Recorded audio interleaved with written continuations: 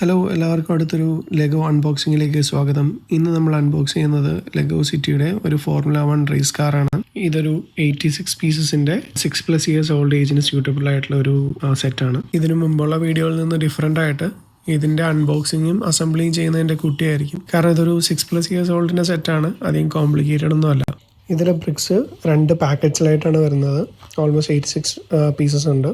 പിന്നെ ഇതിൻ്റെ കൂടെ അതൊരു ഇൻസ്ട്രക്ഷൻ ബുക്ക്ലെറ്റും ഉണ്ട്. ഇതിൽ മൊത്തം 67 പേജസ് ഓഫ് ഇൻസ്ട്രക്ഷൻ ആണുള്ളത്.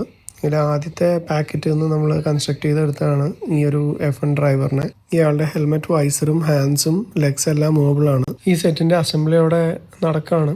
അപ്പോൾ മീൻ ടൈം ഇതിൻ്റെ ഒരു ഹിസ്റ്ററി ഇങ്ങനെയാണ്. 1932 ലെഗോയ്ക്ക് ടൗൺ പ്ലാൻ എന്ന് പറഞ്ഞൊരു പ്രോഡക്റ്റ് ലൈൻ ഉണ്ടായിരുന്നു. ആ ഒരു സമയത്തെ എക്കണോമിക് ഗ്രോത്ത്, ഡെവലപ്മെൻറ്റ്, റോഡിൻ്റെ സേഫ്റ്റി, ഇതെല്ലാം കുട്ടികൾക്ക് മനസ്സിലാക്കാൻ വേണ്ടി അവർ ഇറക്കിയ ഒരു പ്രോഡക്റ്റ് ലൈനായിരുന്നു ഈ ടൗൺ പ്ലാൻ. അപ്പോൾ ഈ ടൗൺ പ്ലാൻ സെറ്റിനോടനുബന്ധിച്ച് ഇവർ ആ സമയത്തുണ്ടായിരുന്ന type architecture, buildings, shops, vehicles, road patterns എല്ലാം ഈ ലെഗോ സെറ്റിൻ്റെ രൂപത്തിൽ പല സെറ്റിൻ്റെ രൂപത്തിൽ അവർ മാർക്കറ്റിലേക്ക് റിലീസ് ചെയ്തു. അതൊരു ഹ്യൂജ് സക്സസ് ആയിരുന്നു. അങ്ങനെ 1932 ലെഗോ ടൗൺ പ്ലാൻ എന്ന പേരിൽ റിലീസ് ചെയ്ത ഈ സെറ്റ് കുറേയധികം റീബ്രാൻഡിങ്ങിന് ശേഷം ഇവൻച്വലി 1999 ലെഗോ സിറ്റി എന്ന ബ്രാൻഡ് നെയിമോടുകൂടി കുറേയധികം പ്രോഡക്ട്സ് റിലീസ് ചെയ്യാൻ ആരംഭിച്ചു. അങ്ങനെ ഈ ഒരു സെറ്റിൻ്റെ ഫൈനൽ സ്റ്റേജ് ഓഫ് അസംബ്ലിയാണ് ഇപ്പോൾ നടക്കുന്നത്. ഇനി ഇതിൻ്റെ സൈഡ് ബോഡിയും പിന്നെ അതിൻ്റെ ഒരു ടയർ അസംബ്ലിയും കൂടി ബാക്കിയുള്ളൂ. അപ്പോൾ ഇങ്ങനെ ഒരു സെറ്റ് അസംബിൾ ചെയ്യുന്ന വഴി കുട്ടികൾക്ക് പൊതുവെ ഇതിൻ്റെ ഒരു ടെക്നിക്കൽ അണ്ടർസ്റ്റാൻഡിങ്ങും പേഷ്യൻസും